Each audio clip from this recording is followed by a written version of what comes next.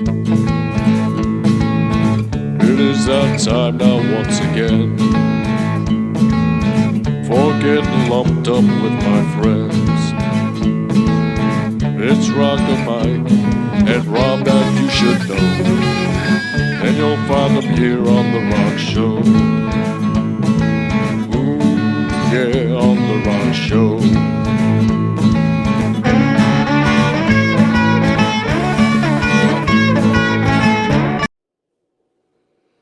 Hello, people. Welcome to another fantastic episode of The Rock Show. This is episode 145. We got 5 more before we reach 150 shows. And today we're talking about an iconic, a legendary band, the Beach Boys. Yeah, Beach Boys. How you doing, Rob? Hey, I'm doing pretty good. How you doing this morning, Mike? I'm doing good, doing good. Yeah, the Beach Boys. Now we're gonna cover here basically the 1960s era. Okay. Technically the band still exists. They never really broke up. They've come back in different forms, different lineups over the years.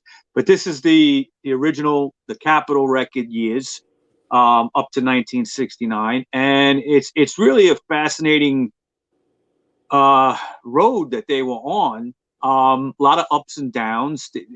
One thing that you know, I don't know how people feel about the Beach Boys today. If you're like a young person and you're just getting into music and you hear about them, maybe they sound a little dated. I don't know, but I just think that there was a period around 65, 66 where they were doing very innovative stuff, comparable to what the Beatles were doing.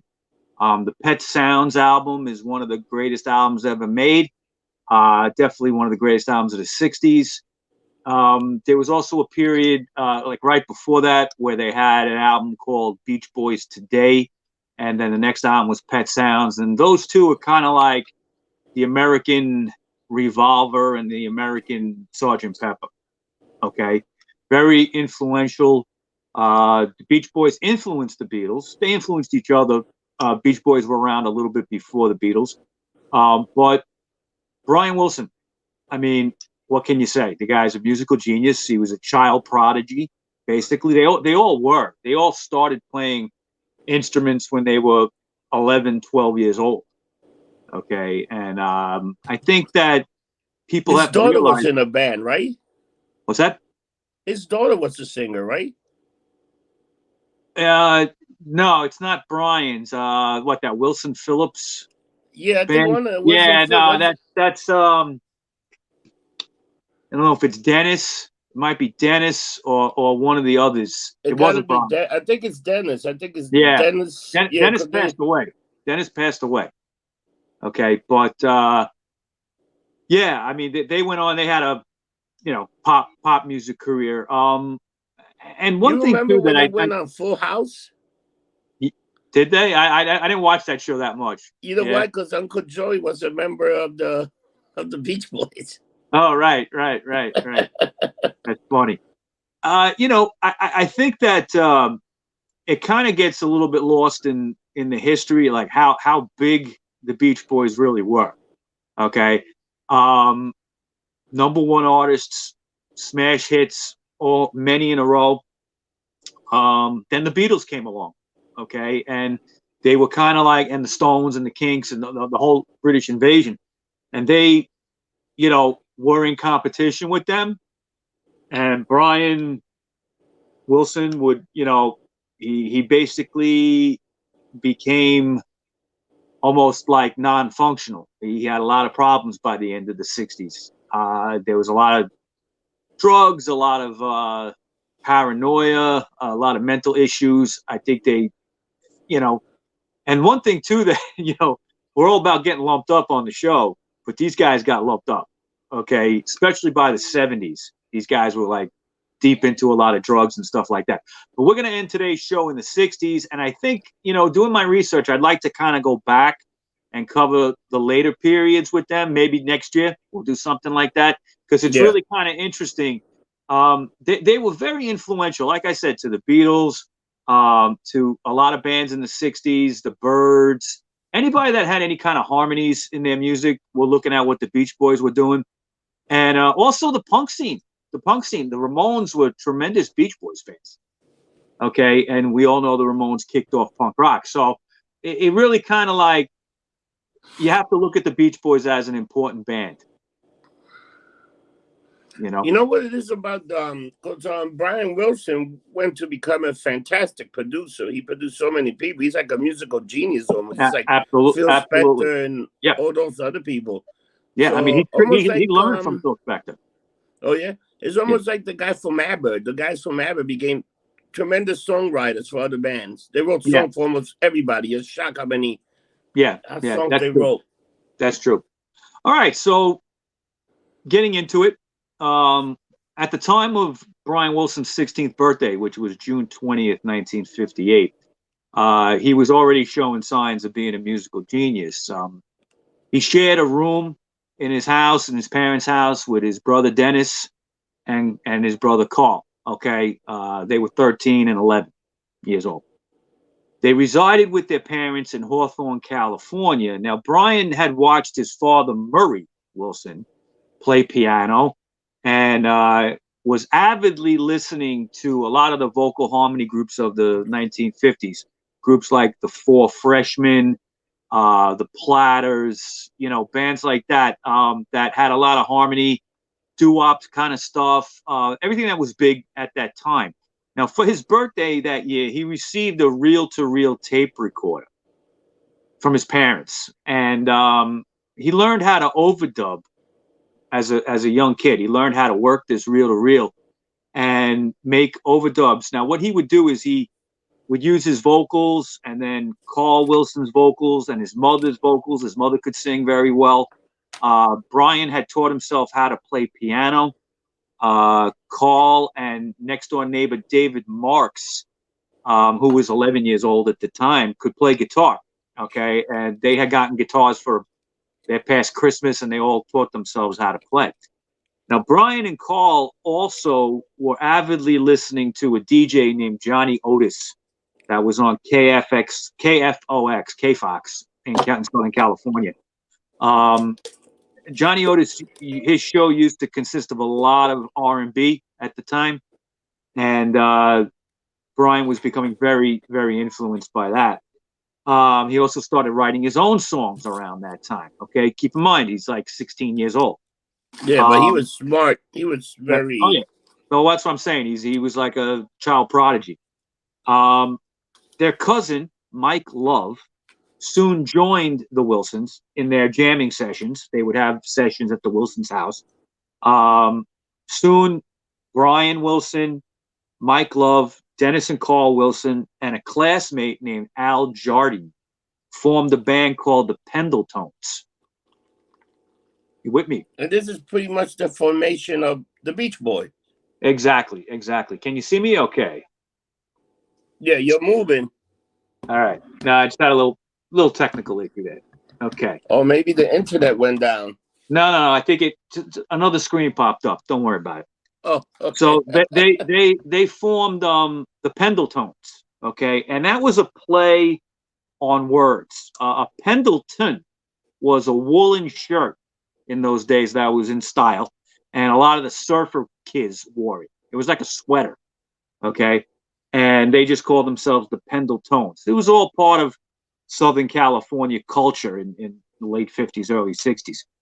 Now, Dennis Wilson was the only real surfer in the group, okay? And he suggested that they kind of write songs about that.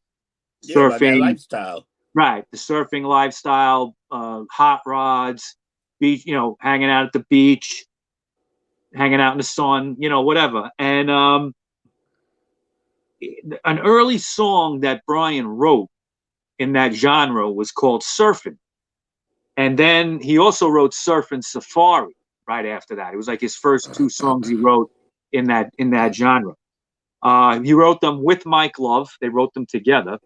Now, their dad, who was Murray Wilson, was a part-time songwriter and had a publicist named Height Morgan, okay? And Morgan heard what the new Pendletones had written, and he insisted that they record right away. He loved what he heard. Wow. So on September 15th, 1961, okay, Brian was like 19. Okay, the band recorded a demo of the song Surfin' with Morgan. Okay, and then they would do a more professional recording the next month on October 3rd at World Pacific Studios in Hollywood. Now, David Marks was not present at this recording because he was in school that day. But Murray brought the demo down to Herb Newman, owner of Candix Records. I'm sorry, Candix Records. And he also owned a record company called Era Records. Yeah, Era. Candix and Era. Now, he signed the group on December 8th, 1961. And then the first single would be released a few weeks later. The Pendletons found out that they were renamed the Beach Boys when that single came out. Okay, they had no say in it, but what happened was Candix Records wanted to name them the Surfers, but a guy named Russ Regan, who was a young promoter at Era Records, said that there was already a band called the Surfers. So he suggested the Beach Boys. He's the one that came up with the name, and it was all unbeknownst to the band. Okay, but Surfin' was a regional hit on the West Coast and also peaked at number 75 nationally on Billboard. So not bad for a first time. Yeah, not bad. And the single was so successful that it actually bankrupted the company. Wow. Yeah, Candix Records was no more after that because they couldn't keep up with the demand, and they ended up folding. Okay. How is that possible? Well, I guess when you're pressing a record, you have to pay out to do that, right? So if there's a huge demand and you can't keep up, what you might do is say, okay, I'll pay you, and then just not do it. Okay, and then now you lose the company in the process. Okay, wow. So by the time the de facto manager of the Beach Boys, which was Murray, okay, he was kind of like the unofficial manager, he got the group their first paying gig, and it was at the Ritchie Valens Memorial Dance in Long Beach. The date was New Year's Eve, 1961, and the Beach Boys received $300 for that gig. Is that a lot of money? It was probably, if you put it into today's numbers, it's got to be over 1,000. Yeah, but that's like a nice paying gig where you think about $300. It's nice for a bunch of teenagers. Okay, in your first gig. Okay, $300 went a long way in those days. But yeah, that's what I'm saying. That's like a pretty good paying gig for an unknown band. Yeah, I mean, I think they weren't unknown. They had the single was just coming out. Yeah, you're right. They were probably more unknown, but definitely. I mean, Murray fought for the Beach Boys. He fought for his kids. They wouldn't have been where they were without him. Wow. Okay, the guy was kind of I think he had wanted to have a career, didn't, and had a family and all that stuff. So he kind of lived through them, I think, a little bit. Stuff that I've read, Yeah, that's what it sounds like, especially with him helping them like that, Yeah, and they trusted him. It was he was their dad, so they trusted him. So, at this first gig and other early appearances, the band used to wear the woolen Pendleton type sweaters on stage, but they would quickly stop doing that and switch to like the trademark striped button-down shirts they used to wear and white pants. That's how they used to look on stage in those early years. But in early '62, Hype Morgan requested that some of the Beach Boys add some vocals to some instrumental tracks that he had recorded. Other musicians had laid down these tracks. Now, this led to the creation of Kenny and the Cadets, which Brian led under the pseudonym Kenny. Okay. The other members were Carl Wilson, Al Jardine, and the Wilsons' mother, Audrey Wilson. So in February '62, Jardine would leave the Beach Boys to become a dentist. Okay, he was going to study dentistry, and he got replaced by David Marks. So Yep. Marks was kind of officially in the band now. The Beach Boys, through having a minor hit, had a hard time getting picked up after Candix Records folded. Okay, Candix had gone bankrupt because of the high demand for that one single, and they shopped Dot Records, Liberty Records. These were all big labels at the time that you can get singles out on. Okay, I don't know if you remember the Ronettes would be affiliated, I believe, with Dot. Okay, Yeah, Dot. a couple of years later. Now Dot and Liberty turned them down. They didn't want them. But soon, a guy named Nick Vanette, okay, he was the executive and staff producer of Capitol Records, showed interest. And he kind of saw the Beach Boys as the next big thing. He was looking to get a hot teenage band, okay? In the early 60s, the teenage culture, there's a lot of money in that. If you could tap into it, you could make a lot of money. And that's what the Beach Boys represented to him. He said, you guys could be the next big thing with all the teenage fans. Okay. Yep. And they would sign a 7-year deal with Capitol Records. And on June 4th, 1962, the Beach Boys debuted on Capitol with their second single, Serpent Safari. All right. That's a And great song. yeah, and the flip side was 409, which is a great song as well. I was surprised. I didn't realize that 409 wasn't a single of its own. I thought it was. Okay, but it was actually just the flip side of Serpent Safari. Now, the release prompted national coverage in Billboard magazine. Billboard caught wind of these guys and said, they're really onto something here. Mike Love's lead vocals had a lot of potential. They said they loved his voice. Okay. And Serpent Safari got to number 14 nationally and found a lot of airplay in New York City and Phoenix. So not only were they being popular in the West, they were getting popular on the East Coast as well. Yeah. And that really surprised Capitol Records. I think they didn't realize that they would have such a huge hit on their hands, especially right off the bat. So the Beach Boys then would release their first album, also called Serpent Safari, in October of 1962. Nick Vanette is credited as the producer, but he really had little to do with it. It was really Brian. Okay. He would kind of like be in the studio, guide them along a little bit, but Brian was the one that was really starting to be interested in producing. The first album, Serpent Safari, is really different from what a lot of other rock bands were doing at the time. It was almost all original songs. There was like maybe one or two covers on it. And most of the songs were written by Brian, Mike Love, and a guy named Gary Usher. Yeah. So they were really writing their own music, which was something that a lot of rock bands really hadn't done yet. Okay. Buddy Holly would be an exception, which we're going to talk about him next week. Okay. But Bob Dylan was coming up, but not really in rock and roll circles yet. He was still kind of in a folk music area. Okay. Mike, I got two questions for you. Sure. So, that's like, to me, that sounds like a long time, a 7-year record deal. Like when you do a deal like that, how many records is it a 3-record deal? Or? Yeah, that's a good question.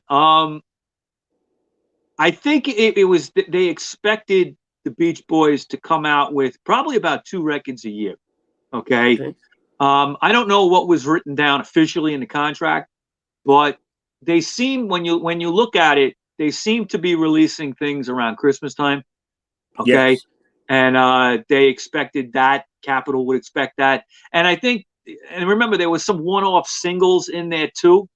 So you're looking at, and early on, they were putting out 2 records a year, close to 3. Okay. So, there was no problem with putting out things. In the early years, he was pumping it out. Brian Wilson. Okay, so Capitol, I'm sure, was happy with that until things started to flounder a little bit and they didn't sell as good. Okay, and we'll get into that because by the last 2 or 3 years of the contract, they're fighting with the label. Okay, there's lawsuits. There would be records that would be shelved, and we'll talk about that in a little bit. Yeah, I also want to ask you. So at this point, was Brian Wilson producing already? He was starting to. He was learning. He was learning. I mean, Serpent Safari was the first album they ever did. Prior to that, he only had practicing at home with little bit of equipment he had, and also the Surfing single that they put out before. So he, this guy Nick Vinette gets the credit on the Serpent Safari album, but Brian really had a lot to do with it. So what was also interesting is that they were being marketed as kind of the first surf music band. Now, I'm a big fan of surf music, bands like the Ventures and stuff like that, the Shantays, but they're not really a surf band because a lot of surf music emphasizes, guys like Dick Dale, emphasizes a lot of guitar work with a lot of reverb on it, a lot of echo, and you could tell a surf song when you hear it. The Beach Boys have a lot of elements of that, but their emphasis was always, especially early on, more on the vocal harmonies, and they were getting that from their influences in the 50s with the vocal harmony bands and doo-wop and all that stuff. What was happening was you had this kind of like two things happening at the same time. The Beach Boys were doing very well. They were kind of being marketed as a surf band, and they were. They were. I would say they were like a 50% surf band. Okay, the other half being the vocal harmonies. Now, at the same time, you had this underground surf scene, real surf music, 100% surf music, at the same time. And there would be kind of a crossover of fans. But some fans became hostile to the Beach Boys. Okay, and they were known to, surf music crazy fans were known to go to Beach Boys gigs and throw shit at them. Throw vegetables at them and shit like that. Throw a tomato at you. Throw a tomato at your face. Yeah. So, it's hard to think that happened in those days, but it did. Okay. People were rabidly into that surf music. And it was kind of like guys like Dick Dale, who recently passed away a couple of years ago. But if you listen to his music, I mean, he must have made $1 million off the theme from Pulp Fiction. And that was a song that he had written, at that time in the early 60s. All right. So in January 63, the Beach Boys recorded their first top 10 single, Surfing USA, which began their long run with very highly successful recordings. During these sessions for the single, Brian Wilson made the production decision of double tracking the group's vocals, resulting in a much deeper and more resonant sound. He was really learning how to work this equipment.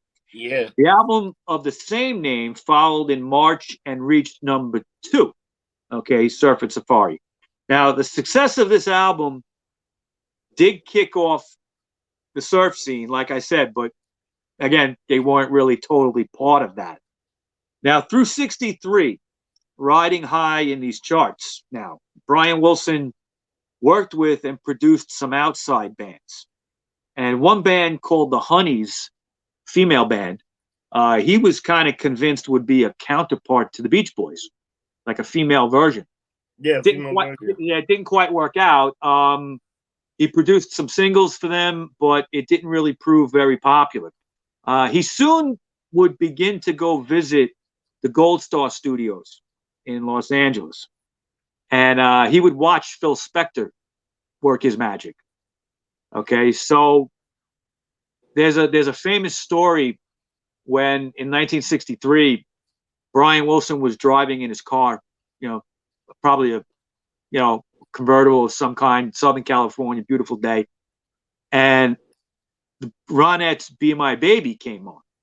And the story goes is that he was so blown away, he had to pull over and listen to it.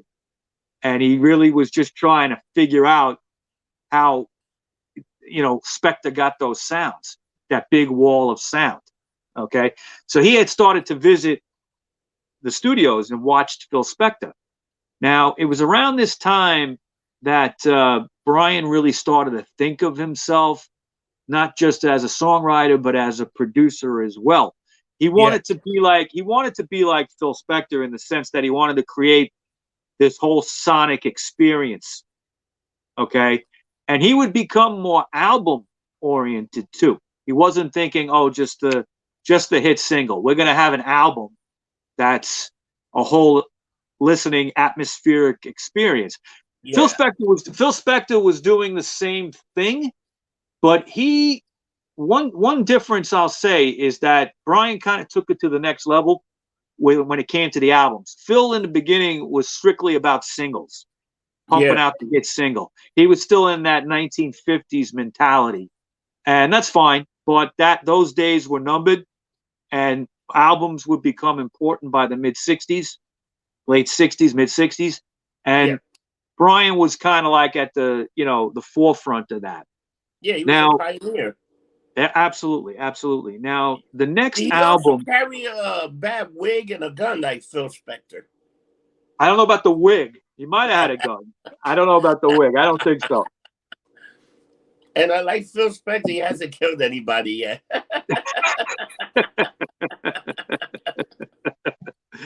Oh, man. So the next album, which would be 1963's Surfer Girl. Surfer Girl, that is surfing. Right. Now, that would mark the first time the Beach Boys would start using session musicians, outside musicians, to record an album. Many of the session musicians he used were Phil Spector's guys. Okay. What was called the Wrecking Crew and a few other people. To end 1963, the band released a standalone single, which is one of their greatest, the Christmas song "Little Saint Nick." Yeah. It also had on the B-side, it had a version of the Lord's Prayer done a cappella style.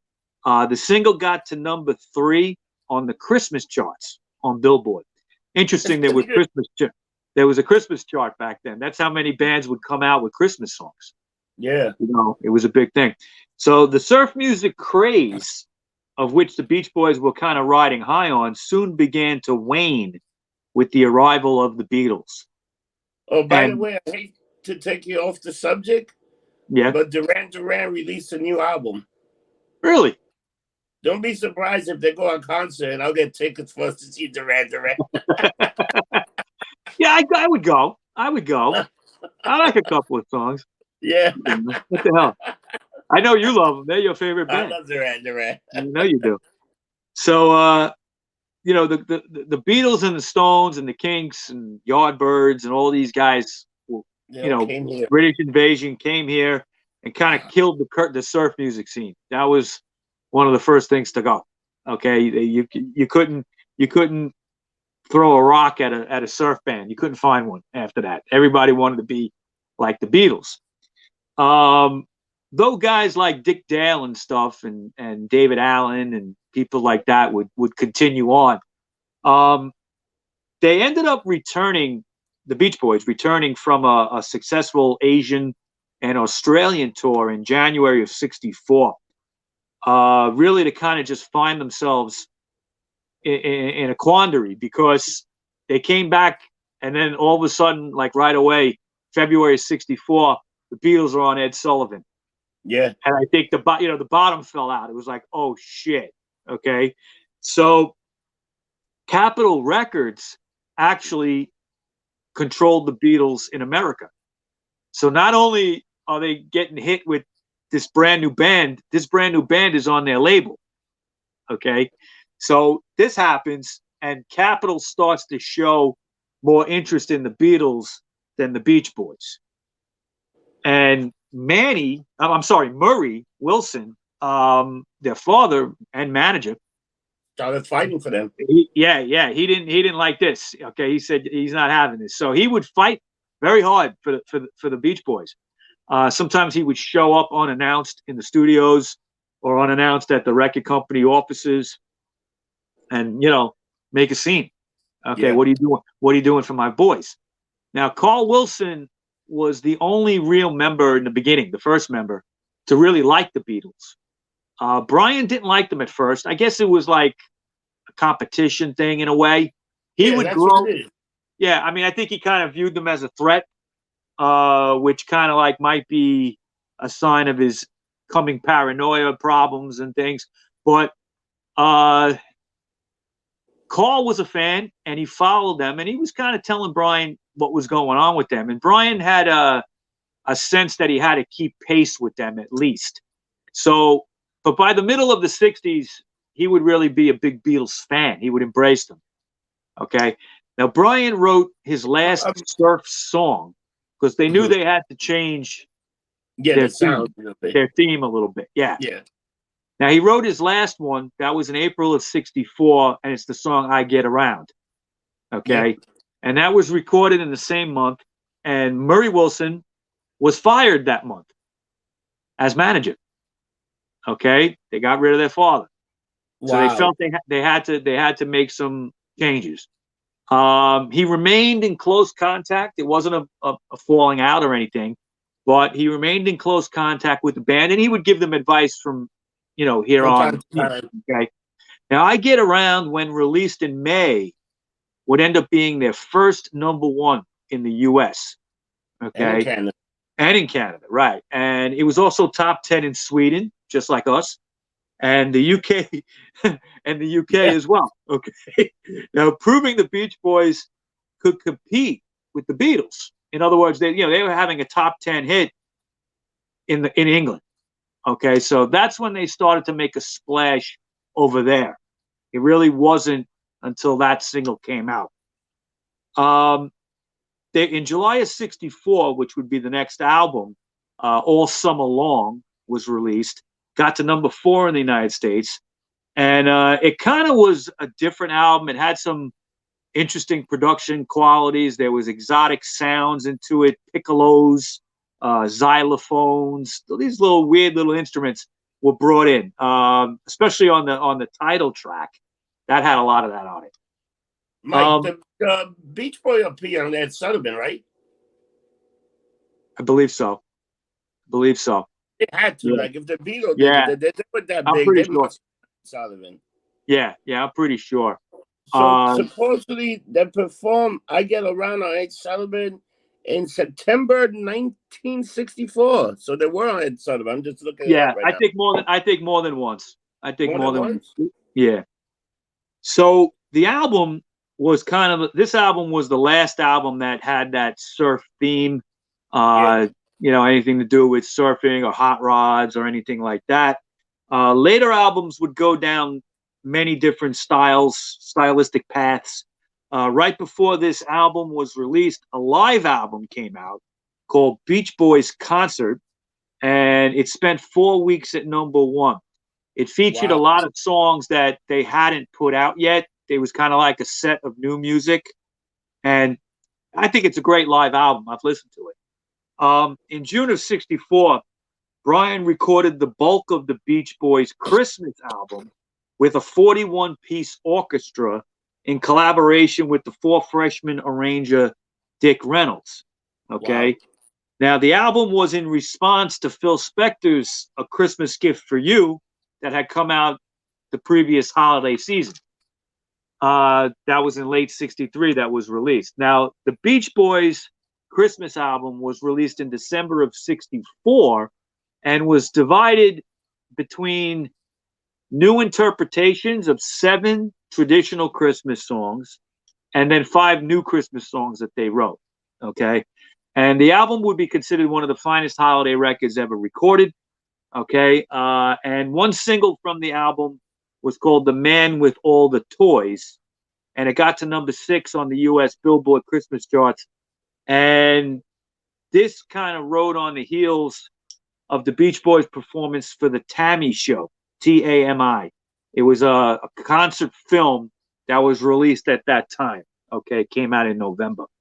So not only were they in the movie, they had a hit, a Christmas song hit.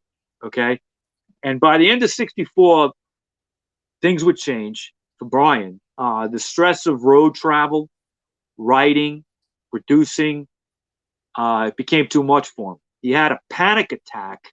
Wow. On December 23rd on a plane. He was going from LA to Houston, and he suffered this panic attack. Now, in January of '65, he announced that he wasn't going to tour anymore with the band. He would concentrate strictly on songwriting and record production. So for the rest of '64 into '65, session musician Glenn Campbell served as Brian's temporary touring replacement. And Carl Wilson took over as the band's new musical director, like touring director. He was in charge of the way they were on stage. Now in the studio, full-time Brian wanted to evolve the Beach Boys beyond their surf aesthetic sound. He believed that their image was starting to be a little antiquated, a little old. They needed a change.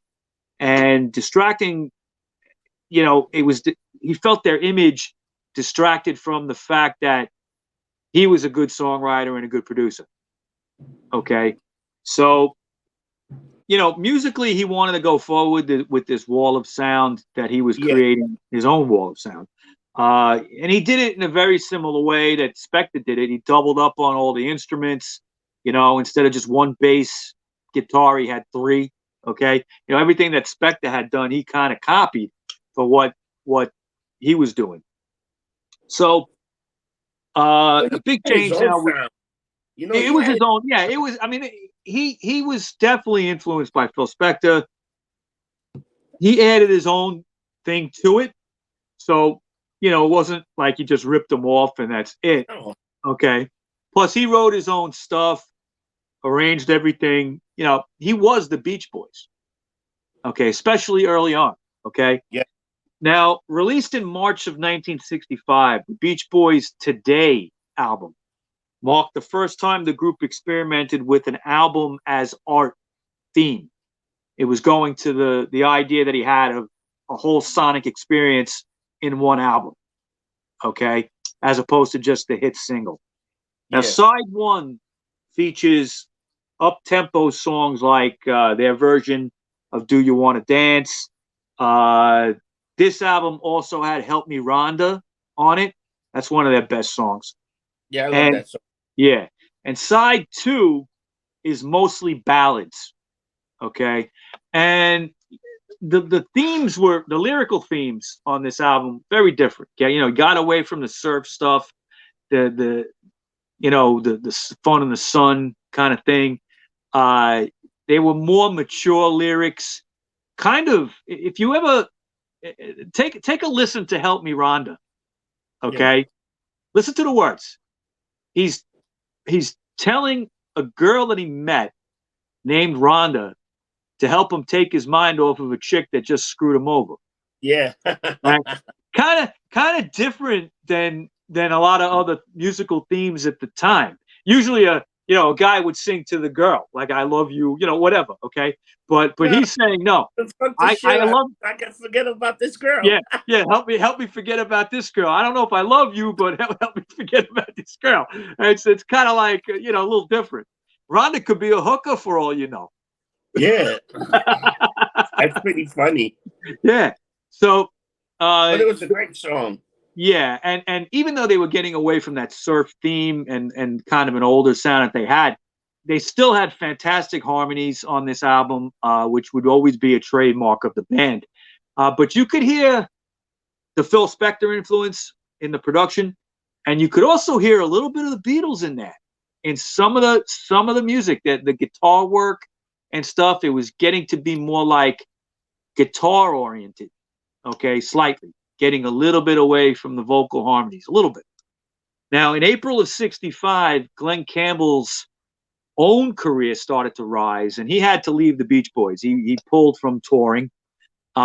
He was replaced by Columbia Records staff producer Bruce Johnston. Now, Johnston originally was trying to find somebody for the Beach Boys. All right. I believe Campbell was on Columbia, and Columbia was helping the Beach Boys out. Okay, the Beach Boys were not on Columbia. They were on Capitol. So Bruce Johnston was trying to help them and find a touring replacement for Glenn Campbell, but couldn't find anybody and ended up kind of doing it himself. Okay. So his first contribution, Bruce Johnston, was in June 4th of 1965 for the vocal sessions for recording California Girls. Okay, which would first appear on their next album, which was called Summer Days and Summer Nights. It was released as a single first, I believe. In the spring of '65, they released a reworked version of Help Me Rhonda, okay, for that single release, and that actually went to #1. If you listen to the single version of Help Me Rhonda and the album version of Help Me Rhonda, it's a little different, little bit of a different sound. Still the same song, but little different production. They're a little different arrangement. A little bit. Now, to appease Capitol Records' demand for a new album, Brian conceived this idea of a Beach Boys party record, and it would be called Beach Boys Party. It was a live in the studio kind of thing, mostly acoustic songs, and they would be covering. It was all covers. They were doing 1950s rock, Bob Dylan's "Time They Are A-Changin'." Okay, yep. So you could see how Dylan's influence was creeping into them and everybody else's at the time. Okay, the Byrds were coming forth now. They were covering a lot of Dylan stuff. And but they reworked. This is like a breakthrough. They're doing a live studio band recording, right? How many bands did that? Me and you have brought it up several times in different shows. The Unplugged series in the '90s. Okay, yeah. That a lot of bands did the Unplugged stuff, and this was kind of like. It's like original, right? Were they the first band that did live studio, or were other bands that did it? I think probably the first major. I'm not sure if they were the first, okay, but they were definitely the first major band to do something like this. They covered a song by a doo-wop band called the Regents, and that song was Barbara Ann, and that ended up going to #2. Surprisingly, if you listen to Barbara Ann, it's like a party's going on in the background. You hear them laughing, and it's totally live in the studio. All right, and very influential for the time. It was very just raw and put together simply, not big arrangements, and it was cheap to make, and it was a hit. Okay, so in November of '65, the group released another top 20 single called "The Little Girl I Once Knew," which was really kind of considered experimental at the time. Okay, lyrically, topic of the song, it would peak at #20. All right, so it did pretty well. Now, the next album is very important.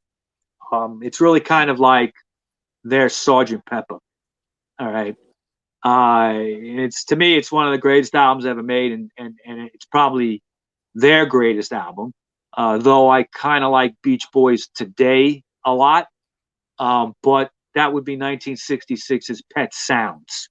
Mm-hmm. Now, it was a natural extension to the Beach Boys Today record, okay, to follow with this kind of thing.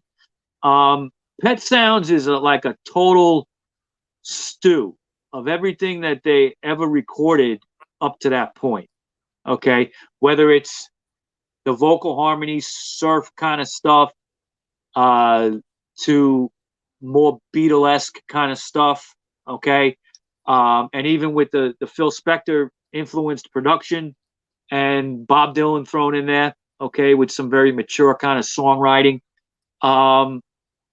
It had some very strange kind of quirky orchestrations that showed almost like a Burt Bacharach kind of influence as well. There was also a music at the time in the mid '60s called Exotica music, which was kind of like lounge music. You've heard this kind of music. You might just not know what it is. Okay, Yeah. but it's kind of like a lot of like exotic instruments, xylophones, things like that. There's if you listen to the songs on here, like Sloop John B. Okay, there's some funny song instruments in the song, and you're like, okay. Now for Pet Sounds, Brian desired to kind of make a complete statement. Again, a whole album as a statement, a whole listening experience. So he was very influenced by the Beatles' Rubber Soul album. Yeah, Rubber Soul was a good album. Oh yeah, well, Rubber Soul into Revolver, into Sgt. Pepper, and Beach Boys were on a similar course. Okay. Rubber Soul was released in December of '65, so for about 6 months he was really listening to that, and it definitely inspired Pet Sounds. Now, thanks to mutual connections, Brian was introduced to the Beatles' former press officer, Derek Taylor, and he hired them as the Beach Boys publicist. Okay. And this guy, Derek Taylor, loved the Beach Boys, was happy to work for them, and he really considered Brian Wilson to be a genius. And he's the one that really put out in the public a campaign that Brian Wilson is a musical genius. I think people officially didn't know that at the time. I think, in those days, people didn't really care about who made records and, what went in behind it as much as they do now. Okay. But he was the one that came up with that Brian Wilson is a genius theme. And it was very influential in getting Pet Sounds becoming a big hit in England. Okay. Because that album didn't do as good here as it did over there. It did well here, okay, but it was a smash over there, and that was really because of Derek Taylor.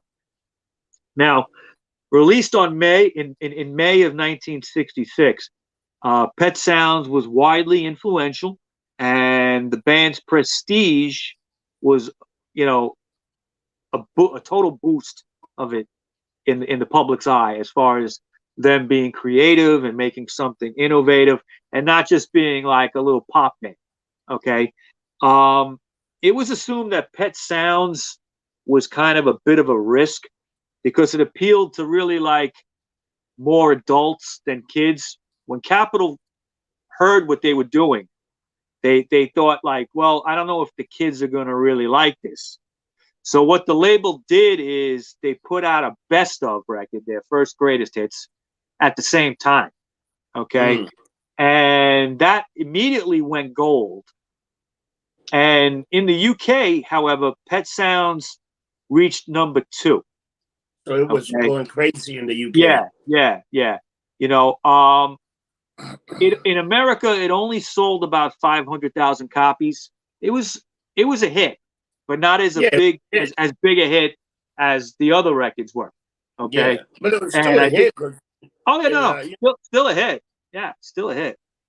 But let's say you only sold that in America, but how much did you sell in Europe, In Europe, it got to number 2, okay? Yeah. And it received total positive critical reviews, okay? Where in America, it varied from negative to positive. It was a lot of mixes with that. Paul McCartney actually commented on it at the time and said that the song God Only Knows off of Pet Sounds was his favorite song by anybody of all time. And that was a great song. Yeah, it's a beautiful song. And actually, he also said that Pet Sounds was the primary impetus for making Sgt. Pepper in 1967. Wow. Right. Now, also on that album, you have Wouldn't It Be Nice? I believe that's the first song on the album. Sloop John B, okay, is another great song. Now, throughout 66, Brian concentrated on a next single and just one song, okay? And it was called Good Vibrations. That's another fantastic song. Yeah. Now, the single became the most expensive one-off single ever recorded at the time. Why? Okay. Well, because of the production costs. Mhm.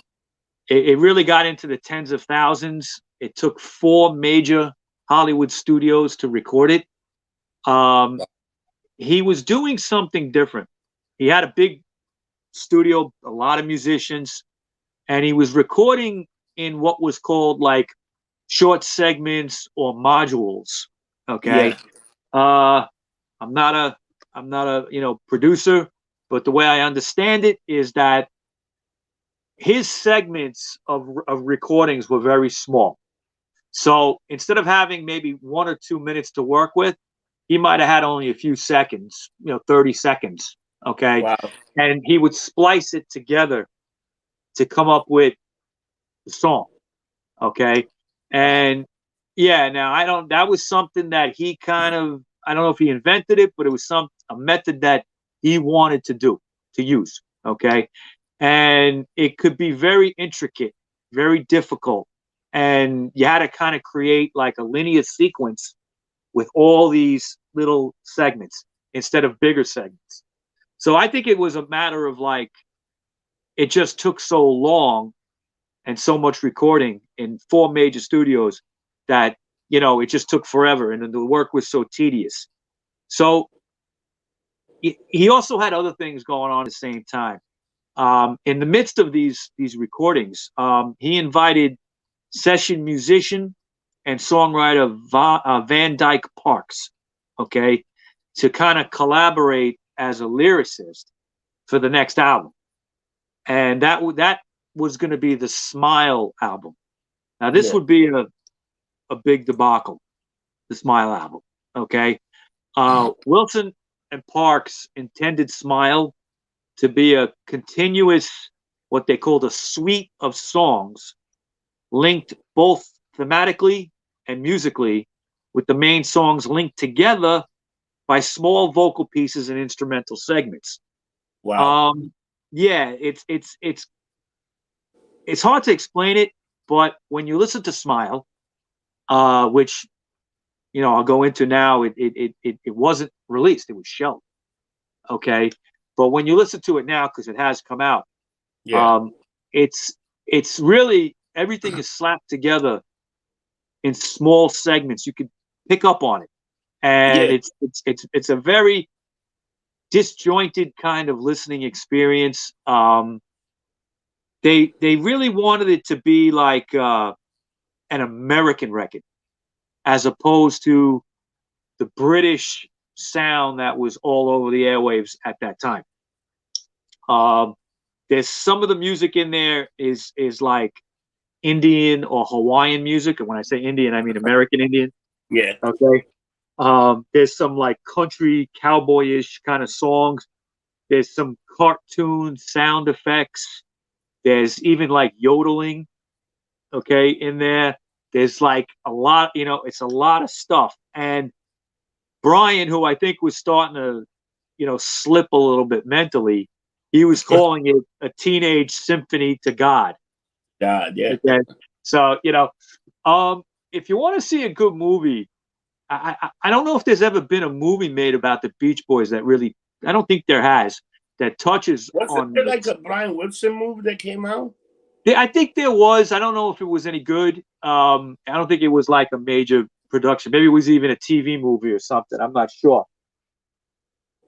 But there is a movie called Grace of My Heart. You ever see that movie? No. Okay. Came out in the 90s. It's about Carole King, songwriter Carole King, really. Ileana Douglas plays a character that's just like her. And she ends up marrying this guy from California that's a producer. And it's obviously supposed to be Brian Wilson. Okay. Yeah. And you see what happens to him. And it's very similar to what happened to Brian. There was a lot of acid being taken. There was a lot of, shit like that going on.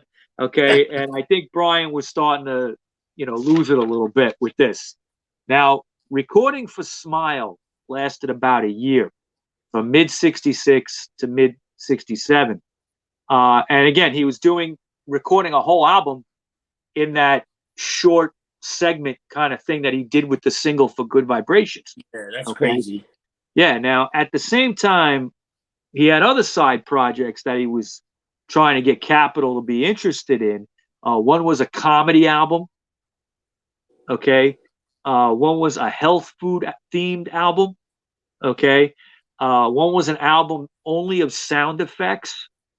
Okay. And none of this Capitol Records was interested in the Beach Boys doing. Okay. Yeah. Okay. You lunatic. So, yeah. You know, what are you doing? Okay. So, yeah.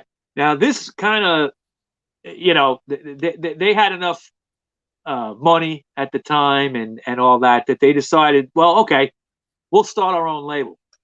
All right. And that was called Brother Records. And Brian Wilson put their friend David Anderle in charge of the label. Okay. Now, throughout 1966, EMI Records flooded the UK market with all the back catalog of the Beach Boys. Okay. So they were about 4 years behind the American market. Okay. A lot of the Beach Boys today had not even been released in the UK. Serpent Safari, none of that, okay, had been released. So the EMI was given the catalog. Capitol, there was an arrangement, and they put everything out in the UK. Beach Boys Party, Beach Boys Today, Summer Days and Summer Nights, all that stuff was re-released there. Also, the Best Of record was released, and that got to number 2 in the UK as well. The final quarter of 66 saw the Beach Boys as the biggest selling act in the UK, and they were also in 1960. In December of 1966, Christmas time, they were voted by New Musical Express magazine as the greatest band in the world, eclipsing the Beatles, and that's in the UK.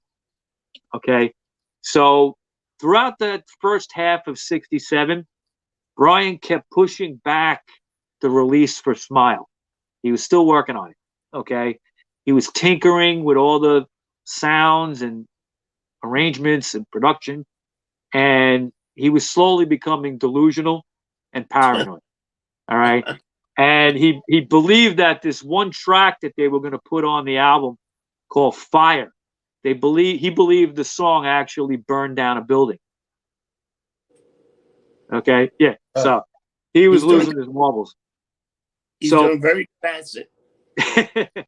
Now, he also claimed that a painting of him by his friend David Anderle took his soul.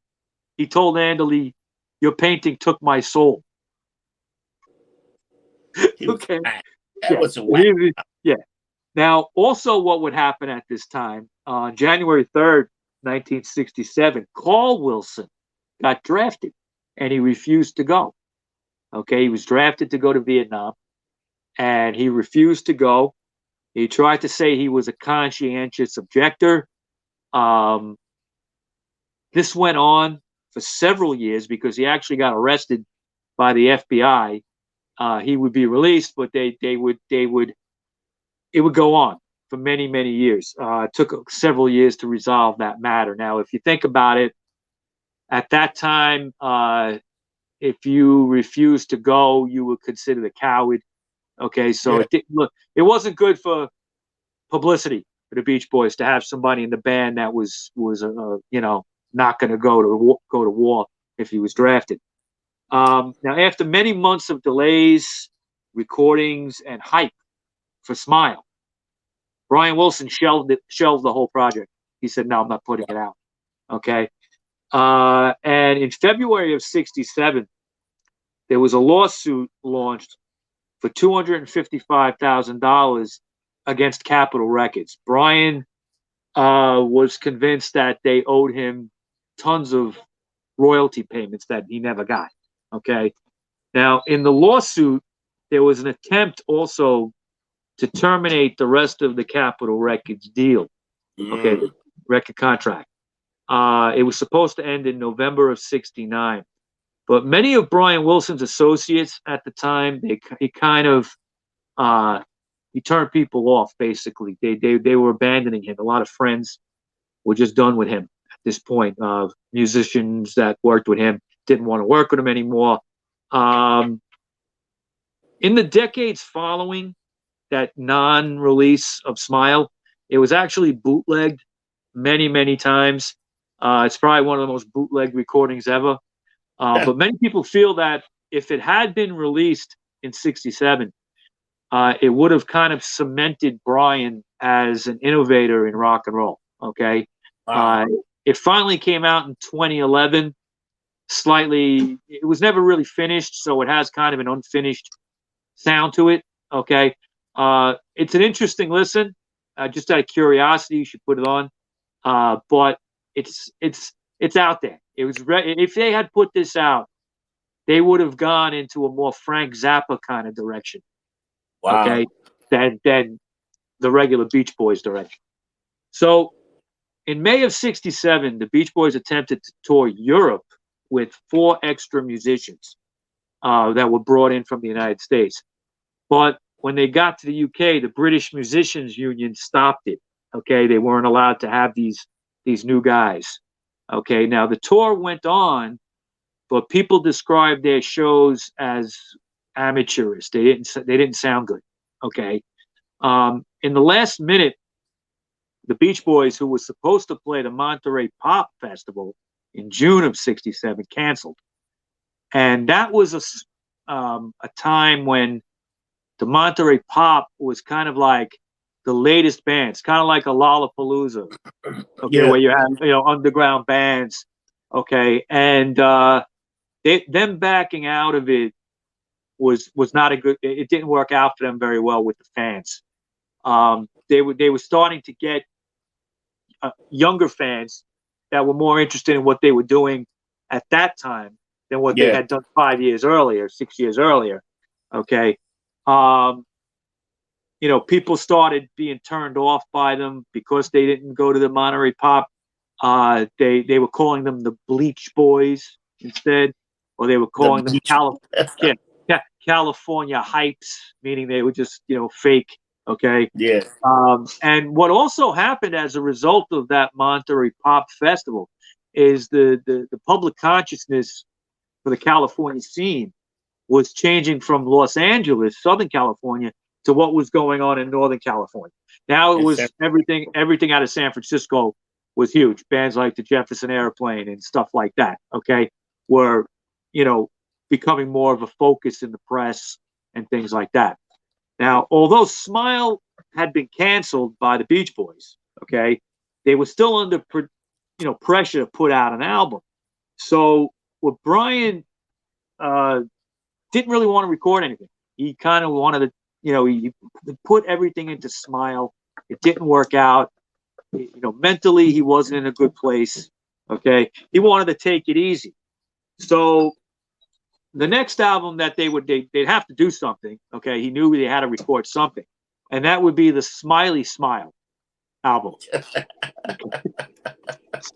I mean, with these titles, you know that he was going somewhere. Okay, he was lumped up. He was lumped up. Smiley Smile. Now, sessions for this new album would be between June and July of 1967. And it was at Brian's new home studio that he had put together. Most of the album featured the Beach Boys playing their own instruments rather than using session musicians, which they had done on the last couple of records. And it was the first album that gave production credits to the whole band. Okay, as opposed to just Brian alone. Even though technically it was. Okay, I think he was trying to, give credit to the other guys as well. In July of '67, the lead single was called "Heroes and Villains." Good song. Okay, it got to number 12. It's not one of their well-known singles. If you hear it, you know it, but it's not one that kind of resonates as a big hit. Though it got to number 12. Despite good. No, it's a great song. I think it's a great song. Yeah. Despite the top 20 success, though, people were getting confused by the Beach Boys. Okay, Jimi Hendrix had some bad words to say about them. Okay, he said they were a psychedelic barbershop quartet.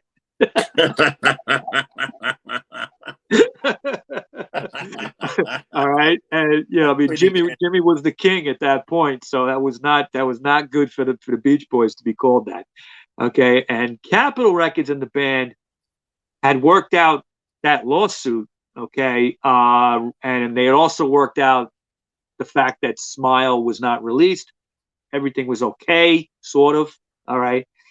Bruce Johnston, who was absent for most of the Smiley Smile recordings, did not accompany the group on a 2-date tour to Hawaii. Brian did. Brian actually came out to tour on those 2 dates. Okay. These performances were recorded and filmed with the intention of a new live album to come out, which was going to be called Laid in Hawaii. Laid, L-E-I, the thing they put over your flowers. Okay.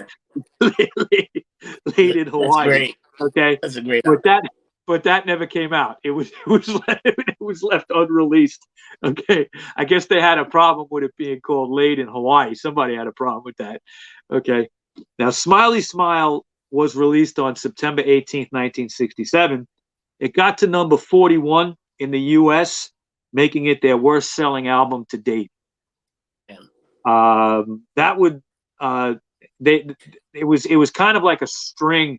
It began a string of bad records. Not bad. I shouldn't say bad. I should say bad selling.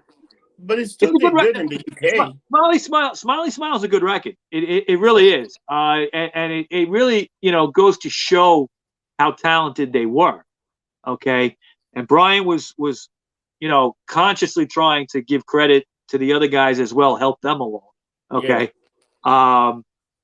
Now they wouldn't have another big hit again until the early 70s. Okay. But that album, Smiley Smile, did a lot better in the UK. It actually got to number 9. All right, in the UK. Most fans over the years, or I should say most fans in the beginning, didn't like Smiley Smile for some reason. American fans. But what it became known as is kind of like a chill out album. Okay. Yeah, like if you wanted to drop acid, you'd put on Smiley Smile. Okay? So it had a bit of a cult quality to it in a way that I think Brian probably didn't intend. Okay. Or maybe he did. I don't know. Maybe he was looking to make a chill out album. I don't know. Now, immediately after the not very big success with Smiley Smile, they went back in the studio and recorded a new album called Wild Honey. Wild Honey would be an experimentation into soul music. Okay. Now, most songs on this album didn't have the vocal harmonies that they were known for. It was a lot of like Brian playing the piano, singing. Okay. And, a lot of, soul kind of sounds of the time. I think it's a good record. The title track is good. Okay. I think they probably were wanted to do something totally the opposite of what was going on at the time, which was psychedelic music. They made a soul record in the vein of the Temptations. Okay. Wow. Yeah, it's actually a good record. I've listened to it. It has some good songs on there. They cover a Stevie Wonder song. There's like a bunch of things. Now, Wild Honey came out December 18th, 1967, and its main competition, just to think about how it went against the grain. The main competition at the time was the Rolling Stones' Satanic Majesty's Request, and the Beatles' Magical Mystery Tour had just come out. That album. 2 great albums. Yeah. Okay. And 6 months earlier, Sgt. Pepper had come out. So the scene at the time was this psychedelic music, and they just put out a soul record. Okay, totally different. The problem is the album didn't do good. It did worse than Smiley Smile, and it only stayed on the charts for about 15 weeks. At that point, Brian told the band that they would have a lot more say in upcoming albums. when it got to the songwriting and everything like that.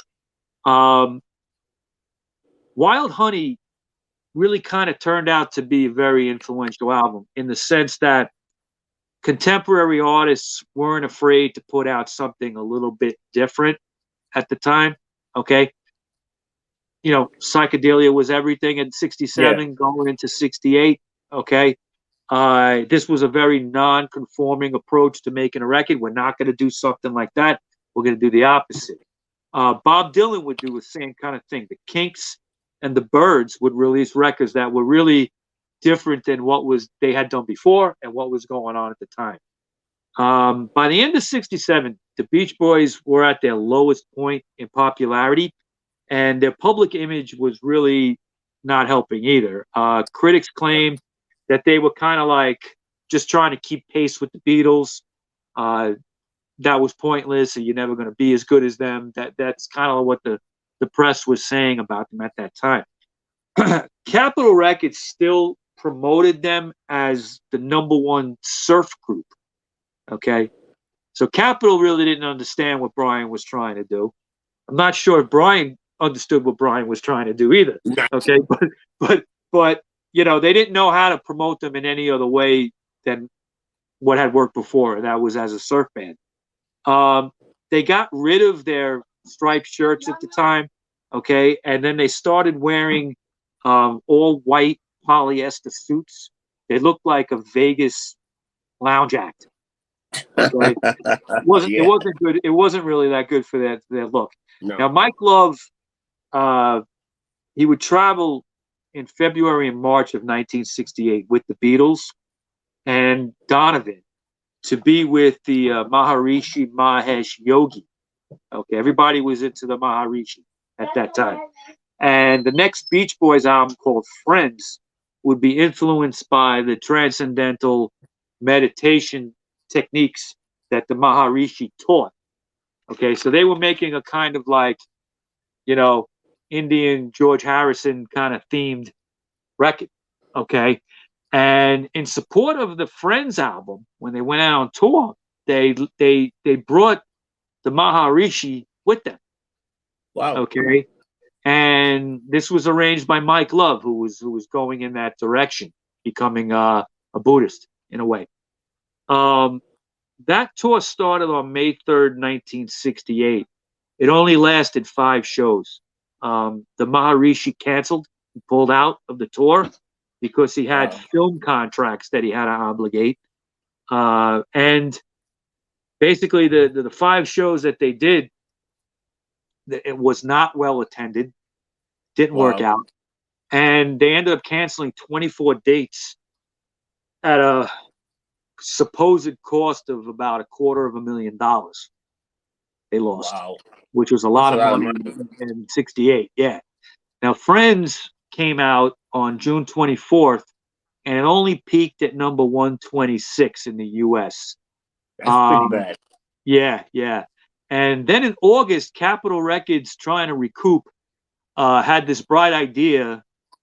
I think it's even stupider than the Friends album. Is they released like instrumental versions of Beach Boys songs called backing. I don't know. They called it stacco tracks. Okay. And it was like instrumental stuff without any vocals. Okay. Didn't even chart. So in June of 68, this is when things would really go off the cliff. Yeah, that's the Charles Manson years. Yep. In June of 68, Dennis Wilson befriended Charles Manson. Charles Manson at the time was an aspiring singer-songwriter, and their friendship lasted for several months.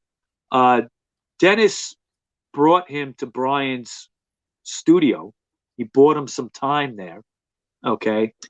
And there was couple recording sessions attempted while Brian stayed in his room.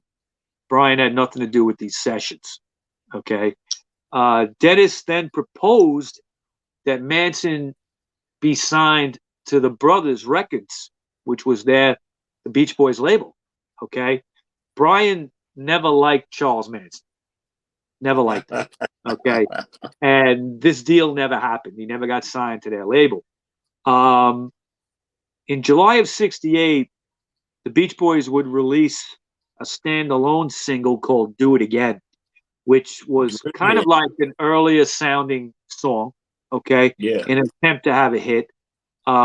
Brian admitted himself into a psychiatric hospital around the same time. He was not doing well. The rest of the band stayed behind in the studio, wrote some songs, produced some material without him. And they kind of reworked some older outtakes and leftovers. And this would be the 2020 album, 20/20. Okay. Yep. It came out in January of 1969. And Brian produced almost nothing of it. He was in the hospital for some of it. When he did get out, I think he tinkered with a few things, but he really didn't have a lot to do with it. One track on the 2020 album was a reworking of a Charles Manson written song called Cease to Exist. Cease to Exist. But they didn't call it that. They reworked the song, and it was a song that the Beach Boys renamed Never Learn Not to Love. Okay?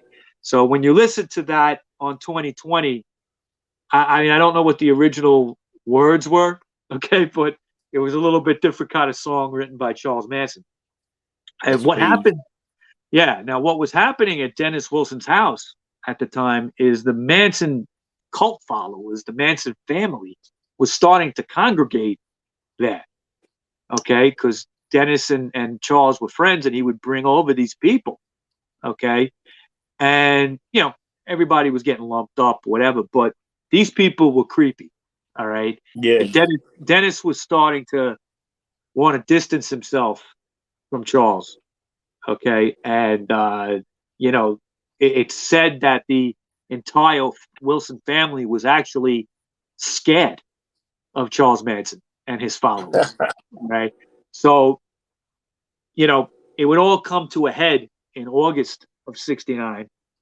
The Manson family committed the Tate LaBianca murders. Okay. And that's it. Right. And according to John Parks, he was the band's tour manager. It was kind of widely suspected after the murders in the Hollywood scene that Manson was involved. Okay. A lot of people suspected that. Okay. Because they didn't arrest him right away. It took about 3 months for them to arrest Manson. Okay. But what was happening was there was this rumor and information was coming out about the Beach Boys being friends with Charles Manson. Okay. And I mean, Manson said it himself to people. Yeah, I'm friends with Dennis Wilson, and, it kind of like caused this hostility in the public eye towards the Beach Boys, like almost like they were involved in a way, but they were not. Yeah. Okay? There's nothing to do with it. Okay. But it was the kind of negative attention that you don't want. Okay. So in November, the police arrested Charles Manson, and his connection with the band at that point really got national attention. Okay. And that was not good. I mean, he was later convicted on several counts of murder and conspiracy to murder and that whole thing. So now what was also a shock to the public and fans as well was that the Beach Boys were almost bankrupt. Brian was putting out some interviews in press talking about their monetary situation in the band. And the band in the spring of 69 took another look at the lawsuit that they had settled. Okay. Yeah. And it was revealed to them in a way, they believed that they were owed another $2 million by Capitol Records. Okay. For more unpaid royalties and production costs. Okay. Brian hoped that a new single called Breakaway would solve many of the money problems if it was a hit. The song was written by him and his father, Murray. Wasn't a hit. He only got to number 63 in the United States. But in England, They were still doing well. It got to number 6 in the UK. Brian made definitely killing it in the UK. They're definitely doing good in the UK. I think the Charles Manson rumors and stuff really didn't travel over there too much. Yeah. Okay, I think that they didn't have that negative press over there. But in the US, fuck. In the US, it was a little bit worse. They had also been talking with European label Deutsche Grammophon about recording for them, going on there, because they knew in November of '69 that the contract was going to be up with Capitol, and they were looking to jump ship. Deutsche Grammophon, I thought that was very interesting because they put out classical music. They don't put out. I don't think they put out rock music, as far as I know. Maybe they delved into it a little bit, but that is interesting. I wonder what Brian was thinking about wanting to get on a classical label. Maybe he wanted to change format again or do something different. Maybe, you know. Maybe Smiley Smile. In classical music style, yeah, maybe something like that. You know. Who the hell now, at this point? Right. Now, the Capitol Records contract expired in November, and in order to stop future royalties to Brian and the band, Capitol Records discontinued the Beach Boys catalog. Wow. They put them out of print. Wow. Okay. And that deleted, the entire catalog and cut off the royalty flow that was coming in. Pretty shitty move. Okay. Yeah. That's good. Yeah. Now, the ensuing lawsuit ruled in Capitol's favor. So he never got the money that he was owed for prior royalties that he thought he was owed. And Capitol Records also in the lawsuit acquired the rights to all the post-1965 catalog. All right, so, probably from Beach Boys today going forward. Okay, yeah. They had exclusive rights to. In August, the official name of the Beach Boys catalog was called Sea of Tunes. Sea like ocean of tunes. Yeah, yeah. And that catalog was sold by Capitol Records to Irving Almo Music for $700,000. Over the years, that catalog has generated more than $100 million in publishing royalties, none of which the band ever got. That's incredible. That sucks. Okay, that just talk about being raked over the coals. Okay, I mean, like, no wonder he was losing his mind. You know what I'm saying? So he needed more money to buy more acid. But I mean, they all those songs, they didn't get any royalties for anymore. They lost control of it. I find that crazy. Yeah, I mean, Brian to this day has said it's like, it was a tragedy. Okay. Now, like I said, I think we're gonna revisit maybe next year the later periods of the Beach Boys, going from the 70s on. There is some interesting stuff in there. A lot of drugs, a lot of getting lumped up. Brian would lose interest with the band for a while, but they would continue on with Mike Love and Dennis Wilson passes away. Carl Wilson passes away eventually. A lot happens, and I think we'll revisit it later on. But in 1970, Reprise Records picks them up, and they would have a whole second career with them. So that's all I got for you today, Rob. Wow, what an action-packed super show, man! Almost 90 minutes of information. It's a long show.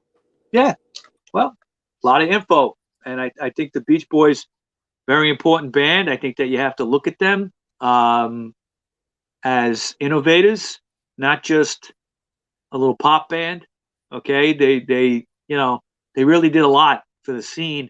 Brian Wilson, gets the credit these days. He's recognized as a genius. Yeah, he is recognized. He's a genius, Absolutely. They've come back. Brian, I think in 2012 had did some shows with them. Oh yeah. Yeah. Supposedly he was a lot better. He was a recluse for many, many, many years. Just there's those stories where he was doing acid and sleeping in a litter box. he had like a giant room of sand that he would. I guess he thought it was maybe he thought it was the beach, not a litter box. I don't know, but if you had a couple of cats around, it would be a litter box. That's for sure. Oh, yeah. Maybe he was doing his best impression of Scrooge McDuck swimming in the pool with all the money, in the sand, tripping on acid. Oh man, yeah, definitely a musical genius. Yeah, definitely. You know what? All to be a musical genius, you gotta be fucked up. Any kind of genius, I think you have a screw loose somewhere. Yeah. All right, Mike. Thank you for all the information. How can we reach you if we need to get in touch with you? Okay, usual social media places. You can find me on Instagram, RockerMike212. You can find me on Clout Hub and MeWe under RockerMike. You can find me on Facebook under RockoMike, and of course the Rock Show podcast group page on Facebook. How about you, Rob? You can find me on any social media Getting Lumped Up. If you look Getting Lumped Up, you see the links to our show, to Instagram, Twitter, our YouTube show. So just look Getting Lumped Up with Rob Rossi. We're all over the place. We're on Spotify, on our radio, Pandora, Apple Music, Google Podcasts. So we're all over the place. So if you guys want to find us, just go on the interweb and you will put on Getting Lumped Up and we'll pop in right away. And next week we got another huge show. We're doing Buddy Holly. What you got for us for that? That's gonna be a good show too.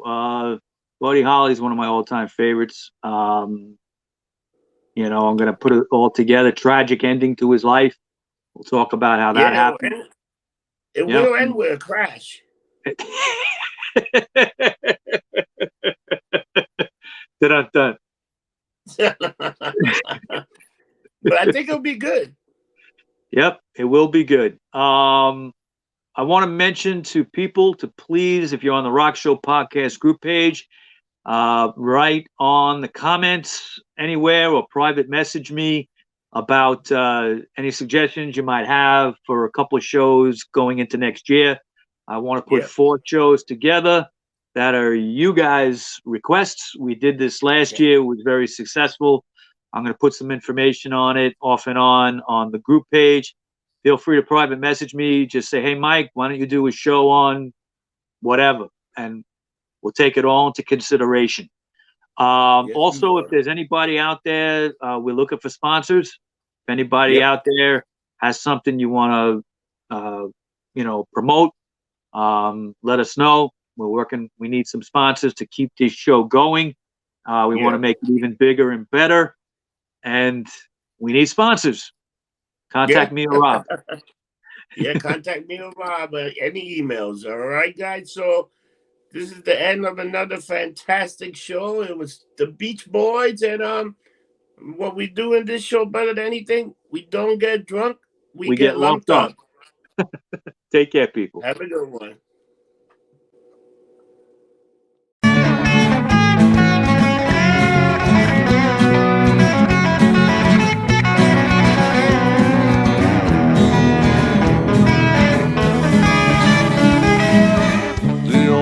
Podcast you will hear that will be music to your ears. You'll learn about bands you love or may not know, and it's only here on the Rock Show. Ooh, yeah, on the Rock Show. Ooh, yeah, on the Rock Show. Don't tell your friends and everyone you know. Let's get lumped up on the Rock Show.